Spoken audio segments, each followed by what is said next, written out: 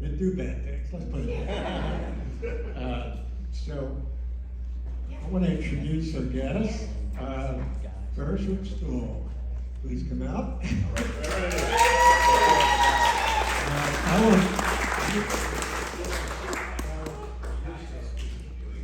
Okay, thank you. You can kind of read everything pretty much up there on the screen, but I'm Farris Rookstool III, and I'm a forensic historian full-time, and I'm also a documentary filmmaker. I've been pleased to have, oh, the light, okay. Okay, the lights are bathed in the light, okay. I am a documentary filmmaker. I make films for television, and also working on a new one for the Commission for the City of Dallas presently. My films have appeared on numerous channels: Smithsonian Channel, History Channel, Discovery Channel, PBS, CBS. My first documentaries work started out working for Frontline. I was hired by WGBH in Boston, which is to me the premier organization to make what I consider to be the highest caliber and quality of documentary films. My work as a filmmaker was heavily influenced by Bonnie and Clyde. When I was a child, I was 5 years old in 1966 when the movie Bonnie and Clyde was being filmed in Dallas, and it left an impact on me so much that I ended up writing J. Edgar Hoover a letter when I was 10 years old, 5 years later, asking for Bonnie and Clyde wanted posters. And one of the cool things about all that is I ended up working for the FBI. I spent a career with the FBI and was an FBI analyst for the Bureau.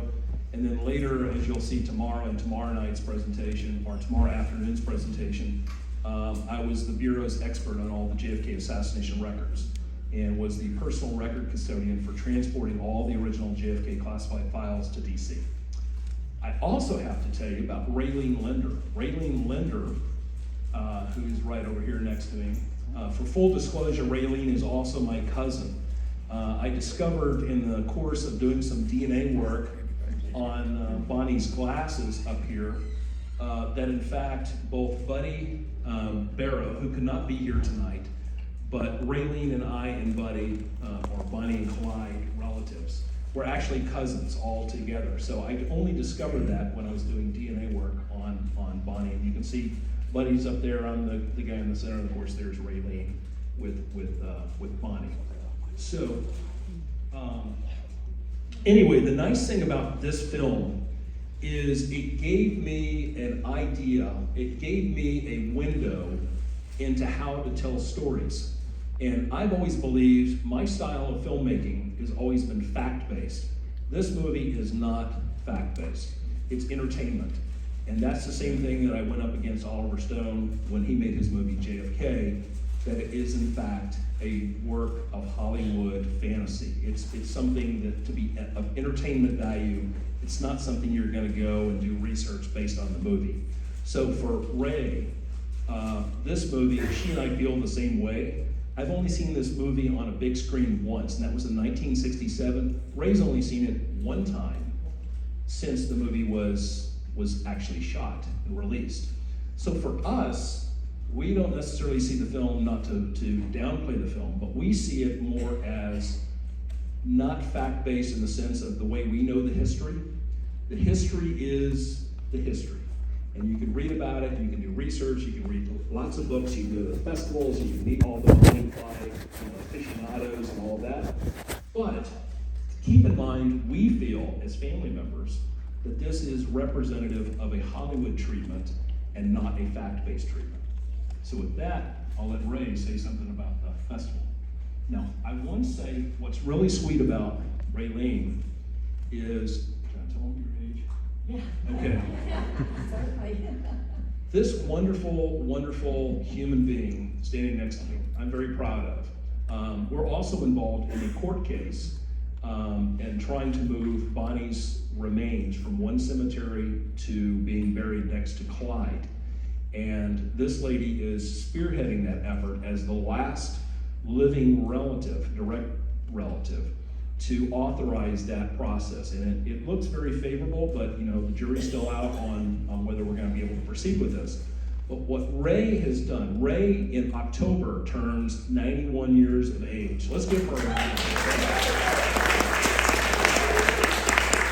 And what's so amazing about her is that she tells the same story. Now, if you go to a lot of festivals, people embellish it over time. It doesn't sound like the same story. She's the same person. She goes to all the festivals. She's kind with her time, with people asking the same monotonous question all the time, over and over and over again. And what is so incredible is she was born just months after the famous ambush in Gippsland, Louisiana. And what she did not know is that her birth name, and I'll let her tell the story, her birth name ended up introducing her to who her relatives really were. So Ray, why don't you tell a little bit about that? My birth name was Bonnie Ray Parker, and I'm sure that my mother did that as a tribute for Bonnie, and not knowing the havoc that she could create for me later, and all. But I don't know. It's the love story of I think that has maintained the interest. I'm amazed at the interest in them, but I honestly believe that it's the love story that keeps the interest, and the history. They're part of history, good and bad, and I never want to try to glorify them at all. But they were people. They came from good families and good hardworking families, and that didn't condone what they did, and didn't understand it either, really. But they were their children, and they loved them, and they were close to their families.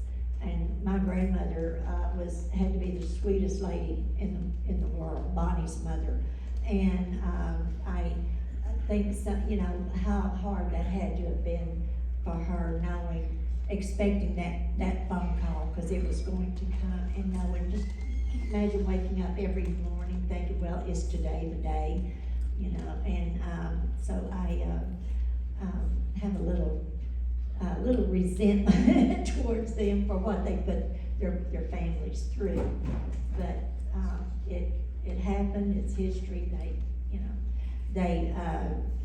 I have said, and I'm very strong about it, being willing to die for your man does not run in the family.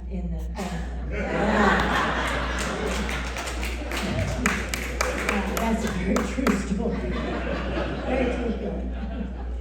There, but they did come from good people, and got off into the wrong side, and it just kept getting worse. My Aunt Billie Jean did tell me that they would try, when they have their secret meetings out in Irving and Sowers Road and all, that the family plus Clyde would try to talk Bonnie into staying while she still could, to staying home while she still could. And Bonnie refused. She said that, Billie Jean said that life without Clyde would not be worth living. And so it was her choice. She made her choices knowing what, the outcome had to be. So you can think a lot about that there, but. Which is why you are wanting to honor her wishes of being buried next to Clyde. Absolutely, this is where she should be. And Mr. Barrow has saved this space next to Clyde for 90 years.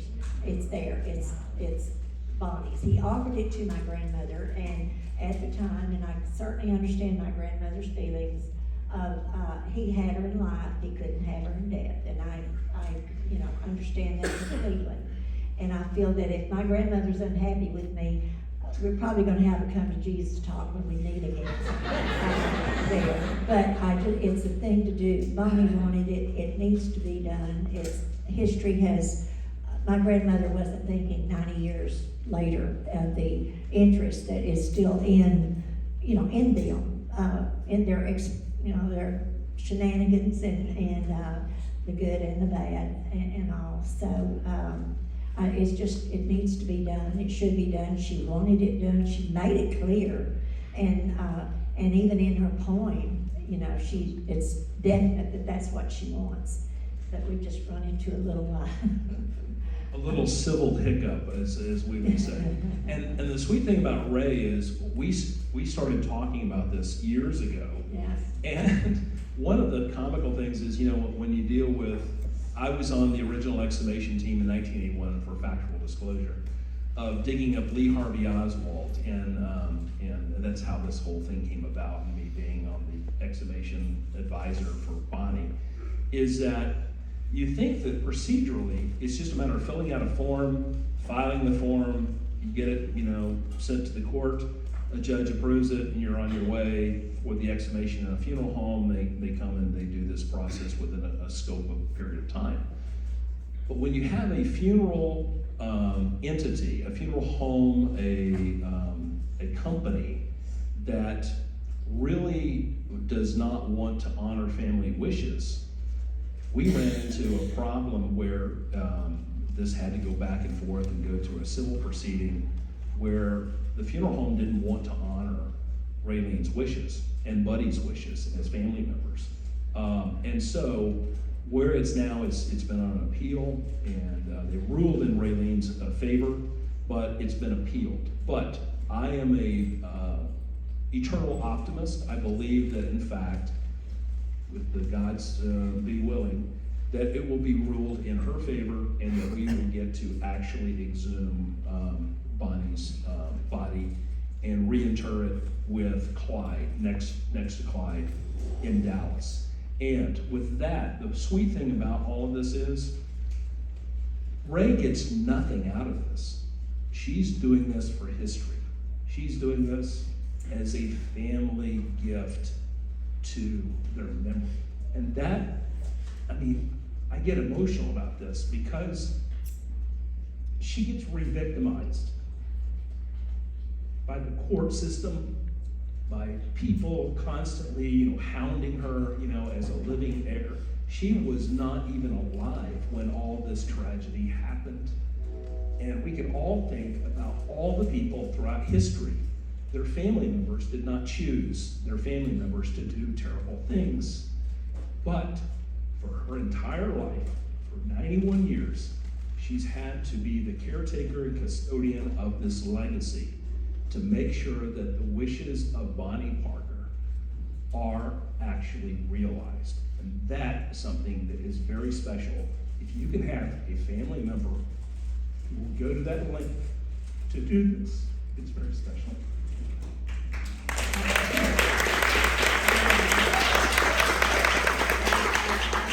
So strongly that it needs to be done.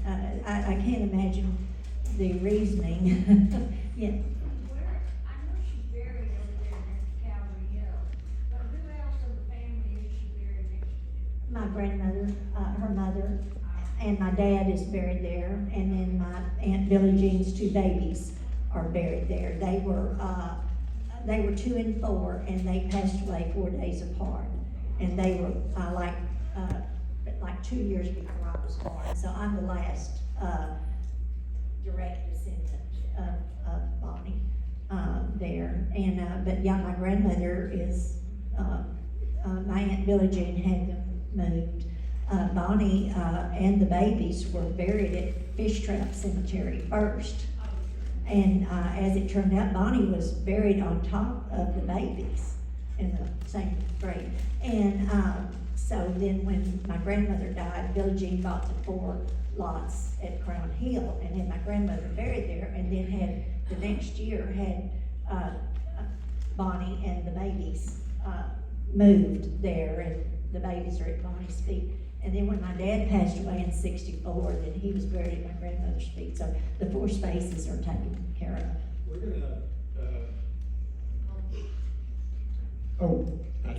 We're gonna talk about the movie a little bit here, and but thank you, Lloyd. I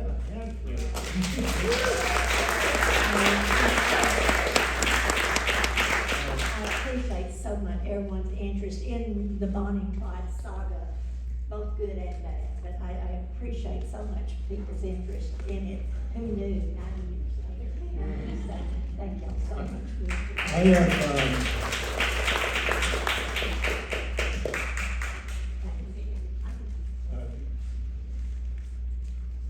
I've done a lot of research to the history. Bonnie and Clyde as a movie did not just suddenly spring up in 1966.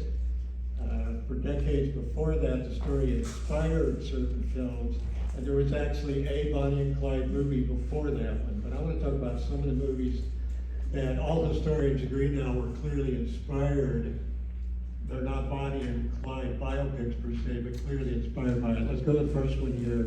1937, You Only Live Once, with Henry Fonda and Sylvia Sidney. Film noir classic, which I recommend. Go to slide 3 here. I want to show you this is what they look like. And it is about a outlaw couple in love on the run from the police.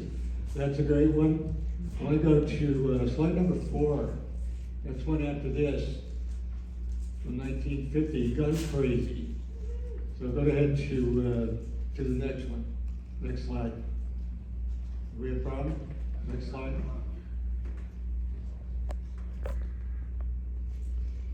Hold on.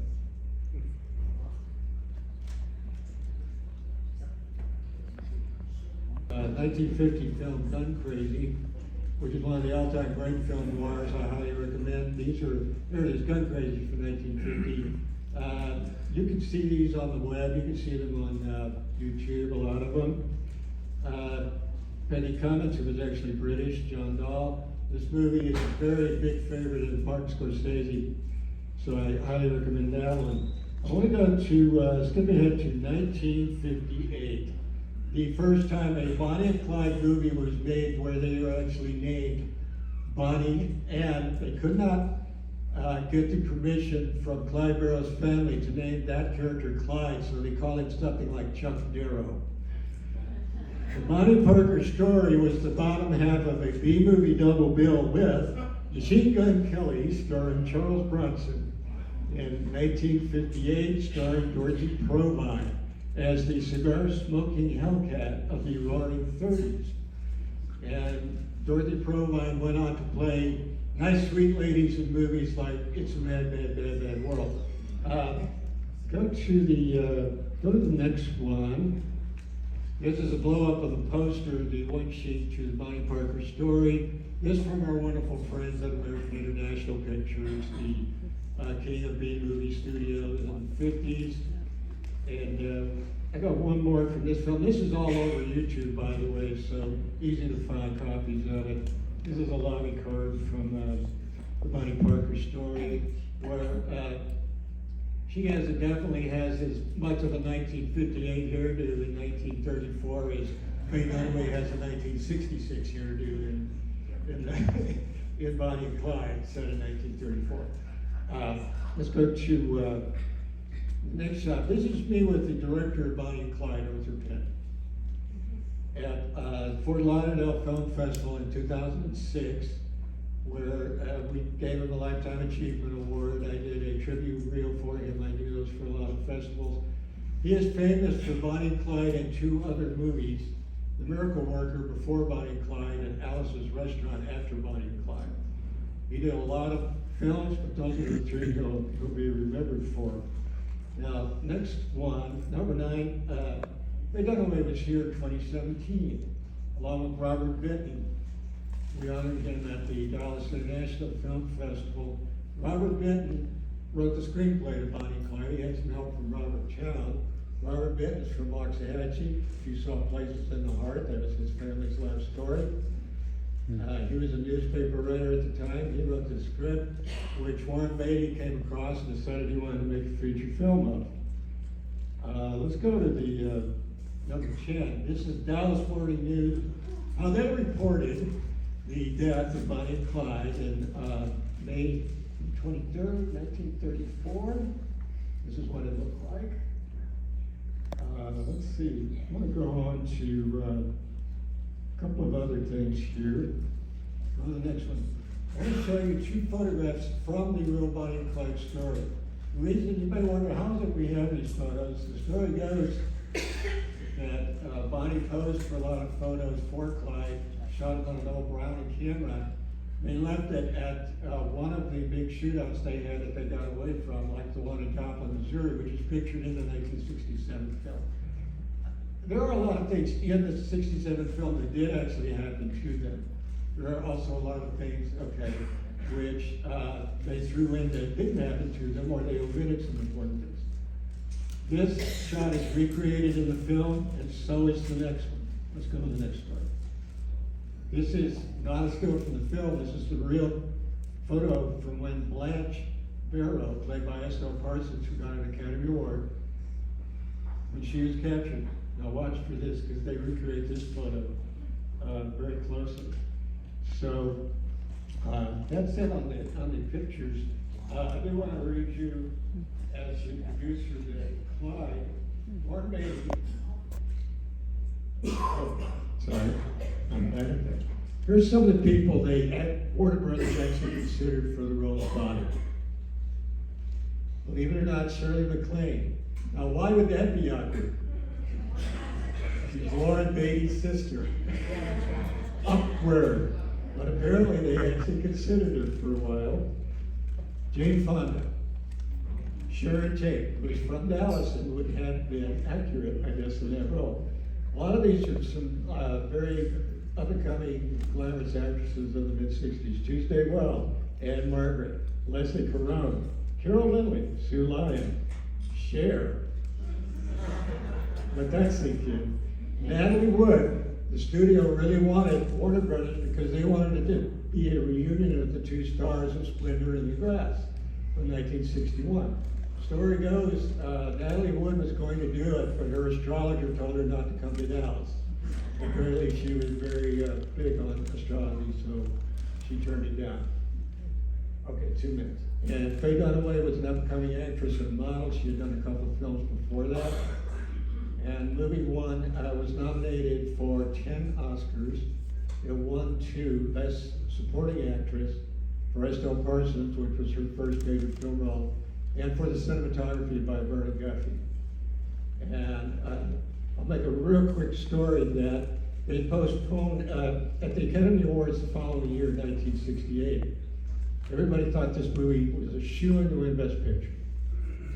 A few days before the Oscars show, Martin Luther King was assassinated. They postponed the show. Lots of stars said, I will not be on your show. Sammy Davis Jr. was scheduled to sing the Oscar-winning song, Bare Necessities, at that awards. He said, I won't do it until after Dr. King's funeral. So they waited 3 days until after the funeral, and then they held that show. Why is this additionally interesting? Because a lot of people think it's just a rumor, but it is continued that Bonnie and Clyde would have won had that not happened. They re-voted, the Academy heads got together and said, now seeing what has just happened just days ago, we want to give the Oscar to a movie where people get gruesomely shot.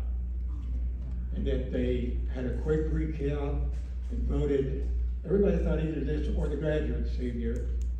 And instead they gave it to In the Heat of the Night, which is a movie with a racial redemption theme, and still a really good movie.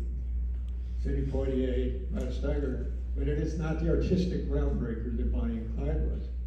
But it's an interesting rumor, I think. We're wrapping it up. So, all right. Thank you, Gordon. I appreciate that. And thank you, Farris, and thank you, Ray.